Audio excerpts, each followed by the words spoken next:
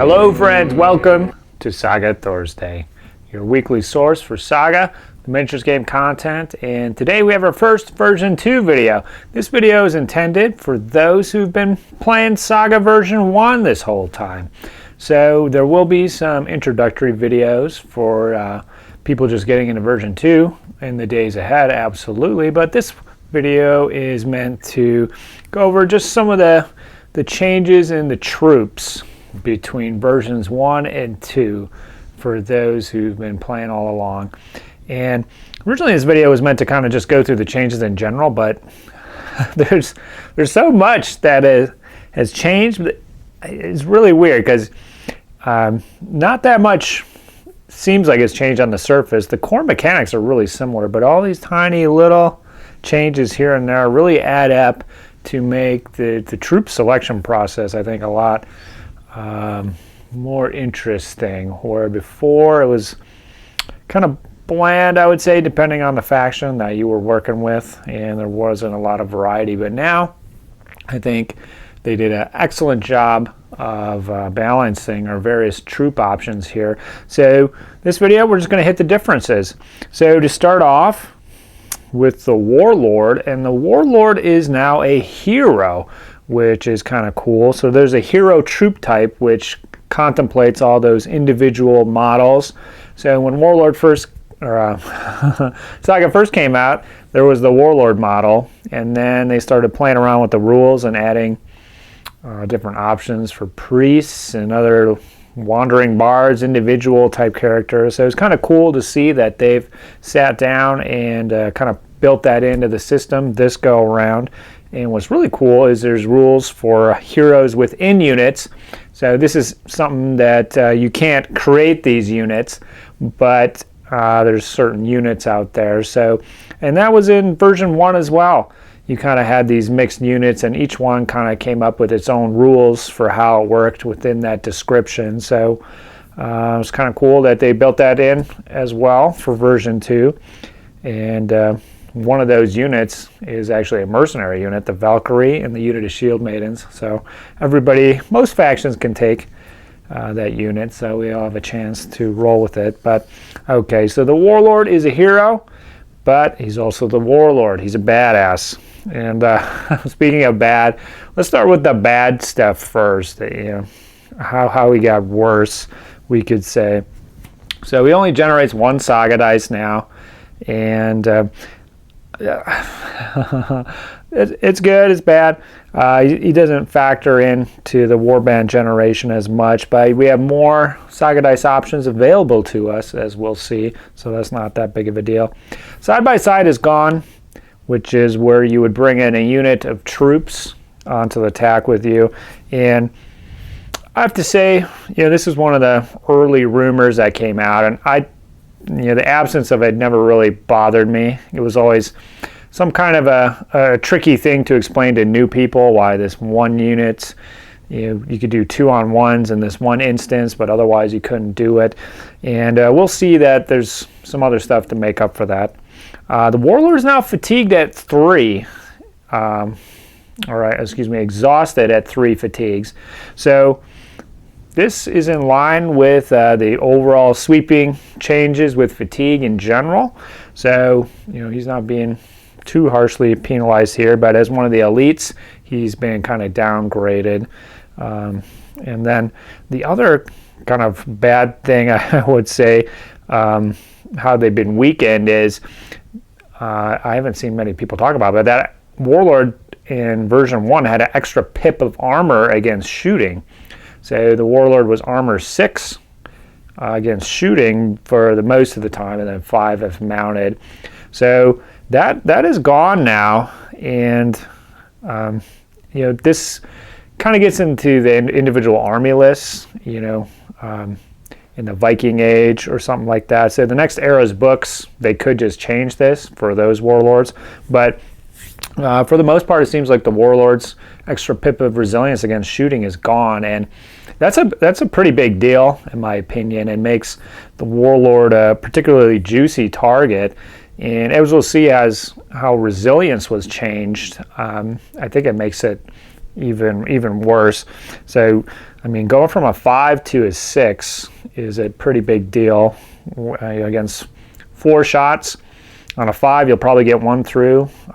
If you need a 6, you might get 1, but probably not. But probably not worth even activating for those dice to try and do that. So, yeah, those were what I would say the kind of the downgrades, the weakenings of the Warlord. But we got a lot of good stuff here, I think, that more than makes up for it. And first off, We Obey is now a separate activation from the Warlord completely. So previously, the Warlord would have to activate for a movement, and then you could bring a unit with you for a movement. So now the Warlord doesn't even have to activate, period, which is awesome. And then the unit that's being activated for We Obey, they can just do whatever the heck they want. They can rest. I command you to rest. I command you to shoot, charge, move. So yeah, that's very cool. Very flexible, more so than before. The attack dice have been upped. So the Warlords used to be a 5 in melee and a 2 for shooting. And now they're basically kind of like they count as a unit of Hearthguard or a unit of Warriors on their own. So it's 8 attack dice in melee and then 4 in the shooting phase. So yeah, close to double with the melee and absolutely double for shooting. So shooting Warlords, I think, got a lot better.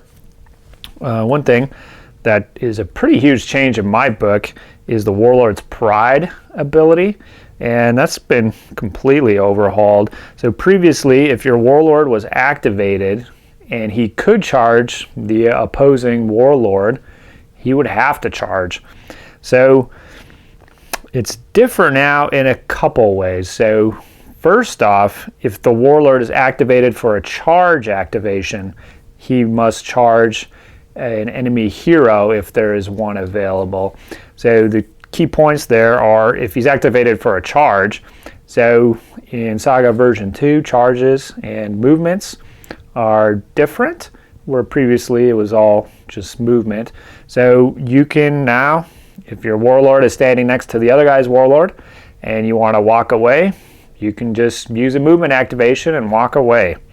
The difference is if you want to charge, you have to charge a hero then. So the Warlord is a hero, and there could be other heroes out there. I haven't really taken a close look at the Merc heroes that are generally out there. Those are going to be the other heroes on the board.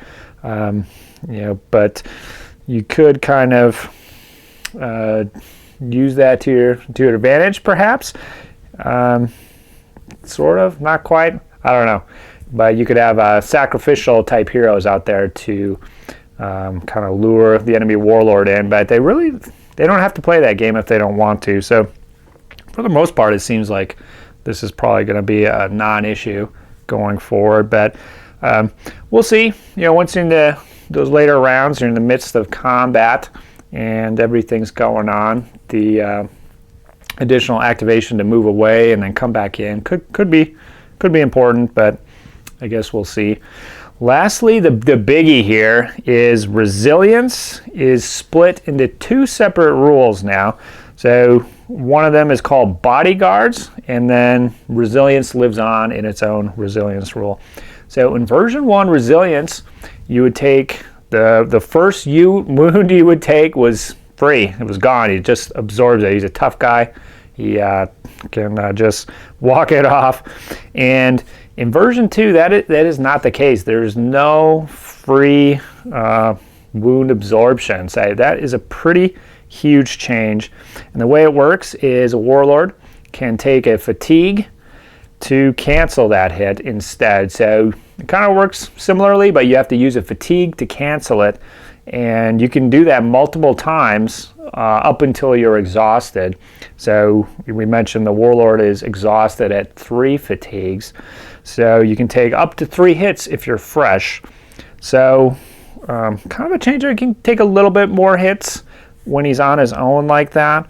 But the big difference there, I think, is in version 1, there was a lot of the times where you could attack the enemy Warlord, but you were probably only ever going to do like 1 wound, or if you're shooting at him, you would probably just absorb that hit. It probably wasn't going to do much. There was a lot of times when you could attack the enemy Warlord, but you weren't really going to do anything to him, and it was taking your resources, so you didn't even bother. Now that isn't the case, because if you get 1 wound through, it's going to put a fatigue on him, and then the next time you go in, it'll be a little bit easier to take him out.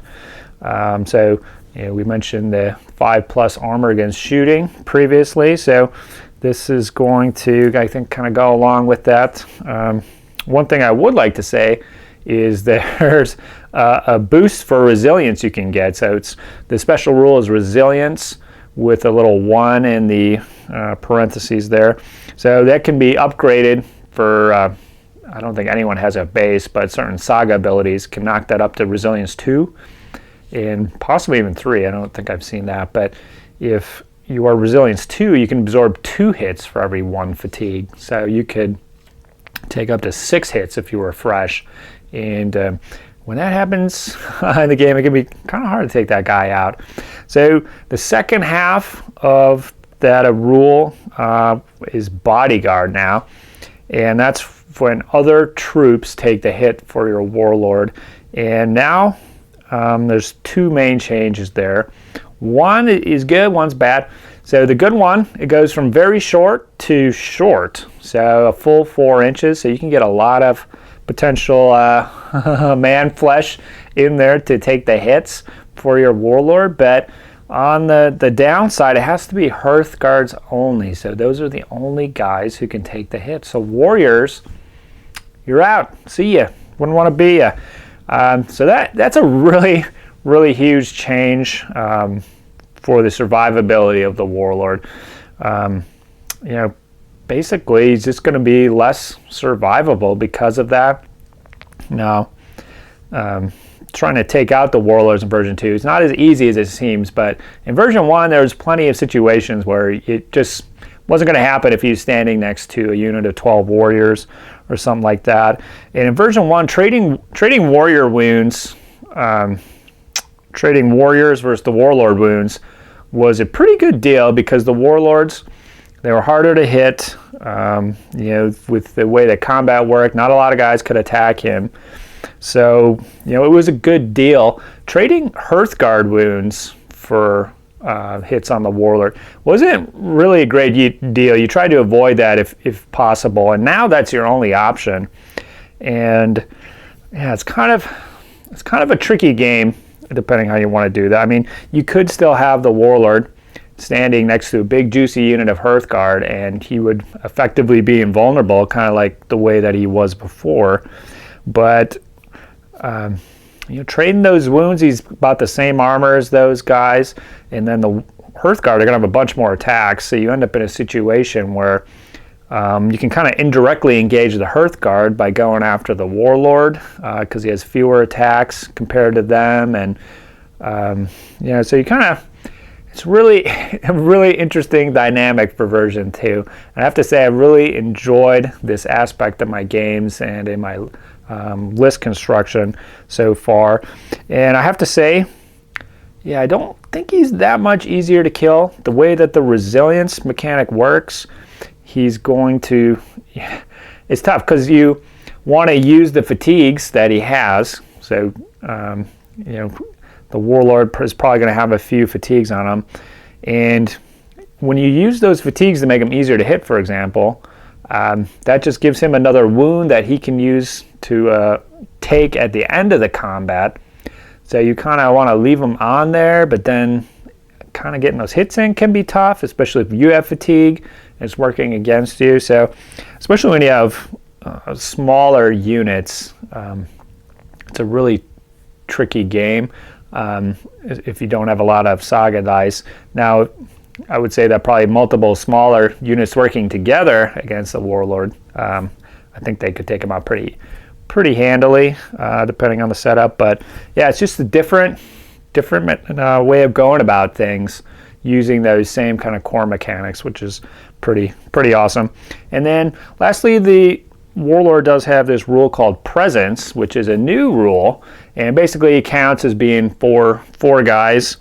And if you play Saga, you know that doesn't really do that much. There is, with the new combat mechanics, who outnumbers who could matter for withdrawals.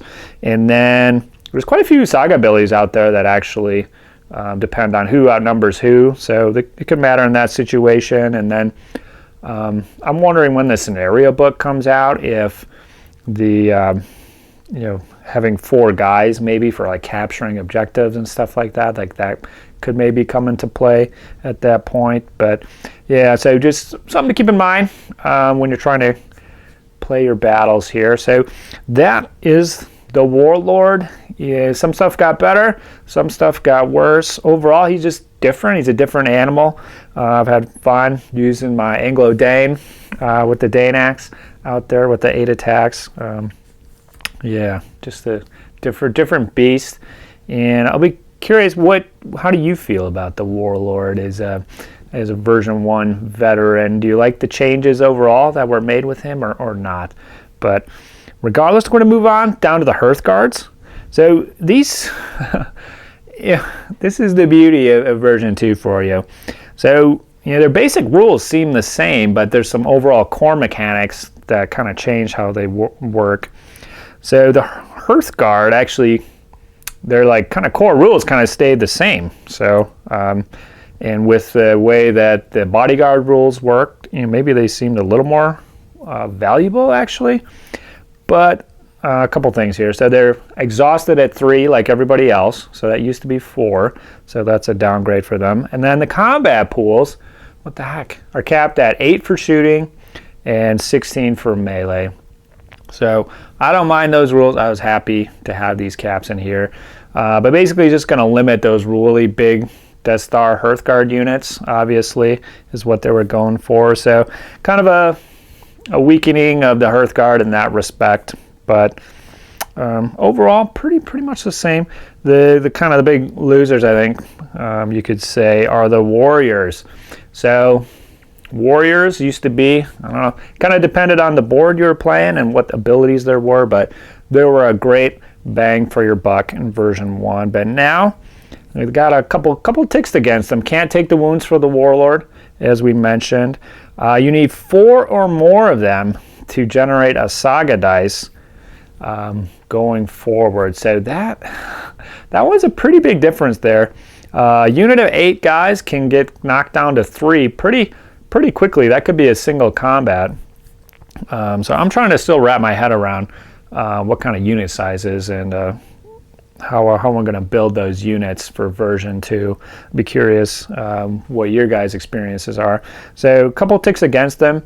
There is one kind of tick in their favor, and that is the everybody can fight mechanic. So if you did have a big 12-man warrior unit, you could end up in situations, and I played Anglo-Saxon, so I knew this could happen quite frequently, but you'd end up sometimes you could end up with a bunch of those dudes out, so you're not even getting those bodies into the combat. So just having everybody fight, I think that's a little tick in their favor. So overall, even Steven, perhaps you could say. And then the big winners are obviously the Levy. So these guys are pretty cool now. I'm happy that they're a viable option in most lists. And yeah, version 1, unless you had a board, and there weren't a lot of boards that had abilities to really soup those guys up, there was really not really a point in using them, because they just sucked up your uncommon and your rare dice just to activate them. And that's not good for any board as far as I'm concerned. So a couple changes. Armor 4 now base. Technically, there's some caveats there with the way that equipment works. If you have bows, which most Levy do, it's going to knock them down to 3s regardless. The change will be with the Javelin Levy, and they're going to have a little pip of armor against shooting, so they'll be armor 4. The big thing, these babies, they generate a Saga dice if there's 6 or more. So yeah, that is quite awesome. That change alone opens up so many options with these guys. And with the Warriors, I don't feel the same about this as I do with the Warriors, where it feels like it's so easy for the Warriors to get knocked down. But with the Levy, again, it's list dependent, but I feel like you're going to be using like a big unit of 12 of these guys most of the time. That may or may not be the case depending on your faction, but you need killing 7 of those guys. Cannot be that easy depending on the situation. So they're going to lose the Saga die potentially, but at the start of the battle, they're going good. And then, of course, you have the option for 2 units to 6. Just hide those guys back, generate some Saga dice, and maybe shoot with the bows. Kind of an interesting choice. Another benefit for these guys are fatigued at 3. So there was downgrades for the Hearthguard and the Warlord, but these guys, it's a notch up for them. And then, just like we said with the Warriors, the whole unit can fight. The number of dice you're generating may not be that much more when you're counting going from 4 to 5 dice or 5 to 6 or something like that. But the whole unit can fight. So big boost for the Levy and a viewable option. So that's very cool to see that. So those are the kind of the units that we're used to, but we're not ending there. One thing is the Merc units. They're more plentiful. But this is getting into the Age of the Viking book somewhat, but the core rules address the mercenaries, which I think is cool. Crescent and Cross did a little bit of that, but the way that the mercs work, I think, is pretty cool. A lot of armies can take a lot of different mercs, and it's going to be a lot of fun. One thing is they can generate a Saga die, so that's cool. It kind of depended on the unit back then.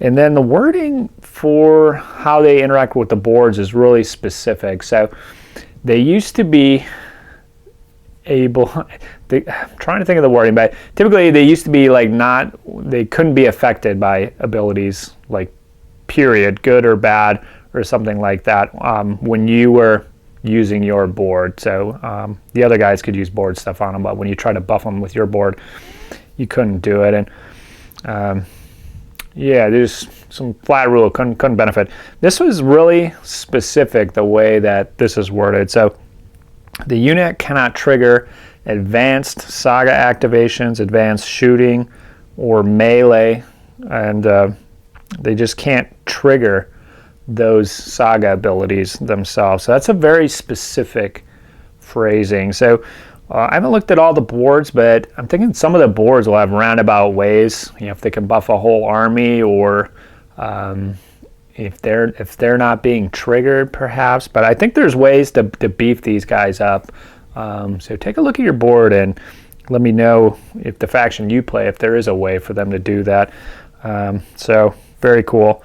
And then no more than half of your points can be spent on mercs. I'm not sure if that was a restriction previously.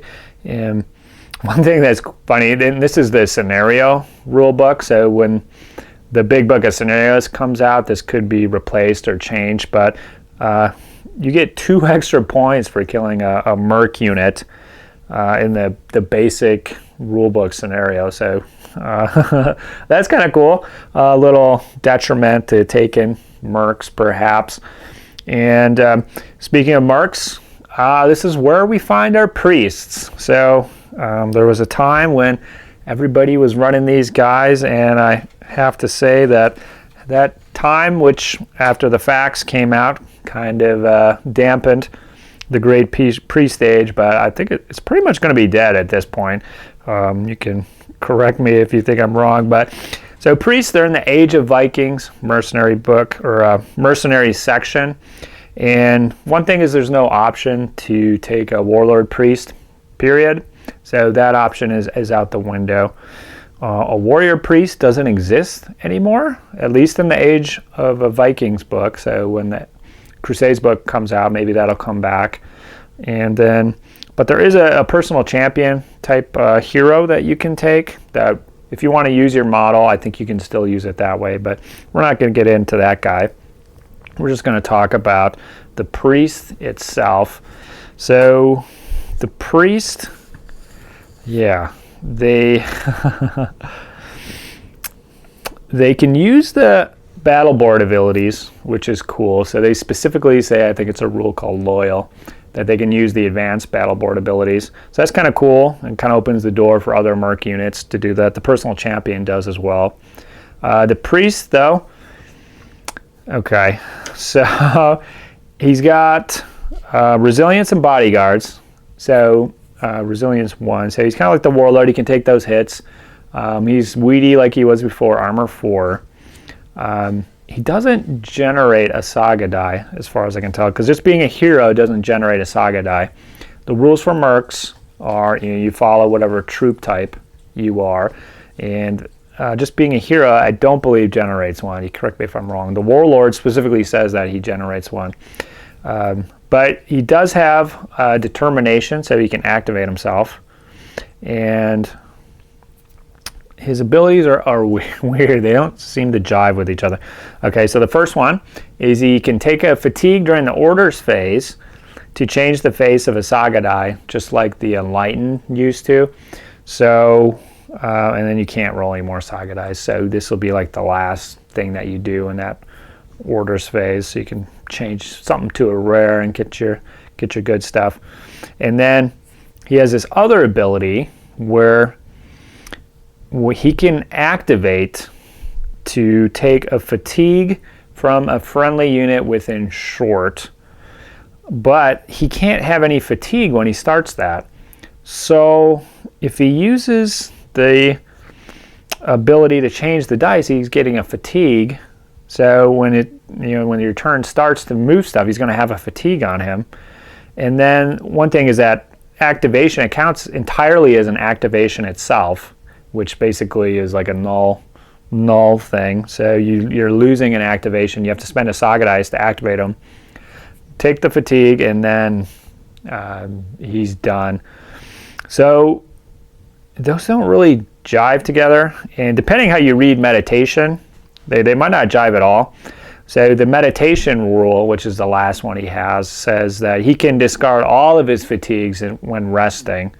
But it says in that case, they may not be reactivated for the rest of the turn. So I put my parentheses on there. So it sounds like that's optional. So you could just rest to get rid of one fatigue like everybody else, and then you could go on and do your business. Or you could do this meditation rest where you could optionally remove all your fatigues, 2 or 3, and then get rid of them.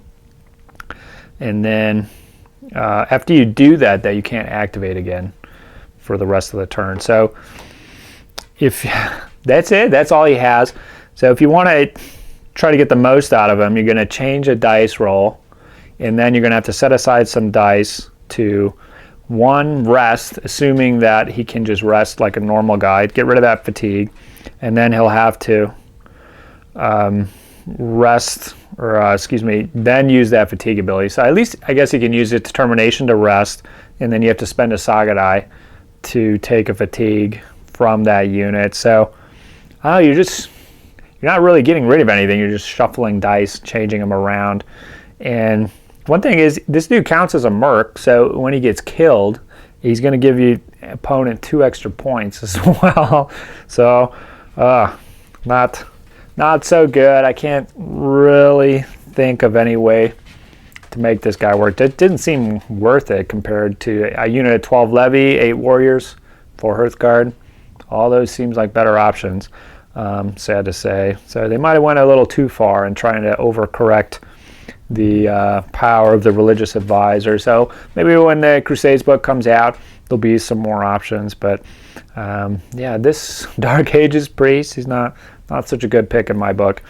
So the last few little unit type things here. Legendary units, they count as 2 extra points for being destroyed. Actually, I think 2 or 4. At this point in my notes, I have an error and I cannot go back. But loads more points for legendary units. So a lot of them did kind of have some specific wording about that in their old version 1 text about costing more points when destroyed. But now it's just a blanket rule across the board.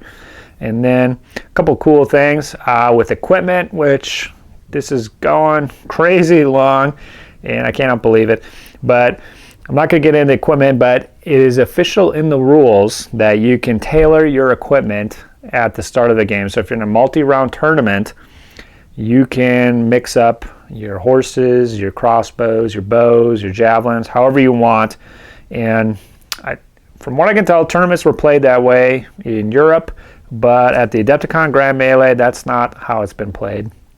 So that's going to open up some options for us. And then lastly, the bases, pretty much the same. They're a little bit more specific, and they are screwing over some people potentially, because in the Crescent and Cross, the original book didn't have base stuff. It said just don't be a prick about it.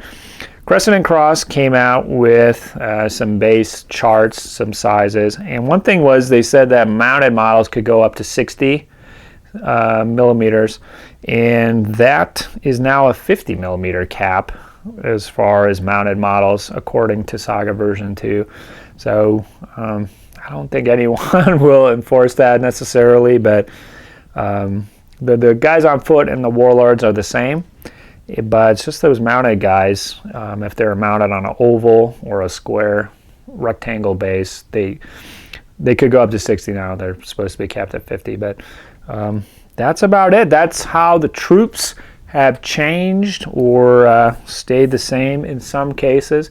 So overall, a lot of balancing mechanics here. The mercs, adding some well-needed variety in the army construction phase, but on the back end, at the end of the day, at the end of the game, when those points are being added up, they might work against you if those 2 extra points count. And Saga games are pretty damn close, so those two extra points could be a big deal.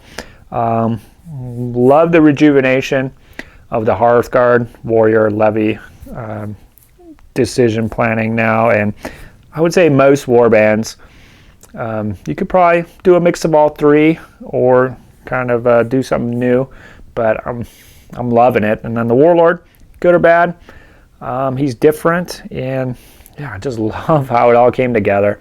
I did get some games in, and they were a ton of fun. I'm going to have a battle report next week for you all, but that is where we're going to cut this rambling short for this week. Thanks to everyone who's come along on this journey, made it to the end. Please post your comments below. As far as these troops went, I try to be as detailed as possible to try to catch stuff that maybe folks had missed and try to get people thinking about that stuff. So if there's other stuff like that I missed, please post below. I could do a follow-up at some point, but I want to know. I want to learn as much about version 2 as I can. I hope you guys do too. So that's going to be it for this week. I'll catch you guys next Thursday, my friends. Have a good one. Saga!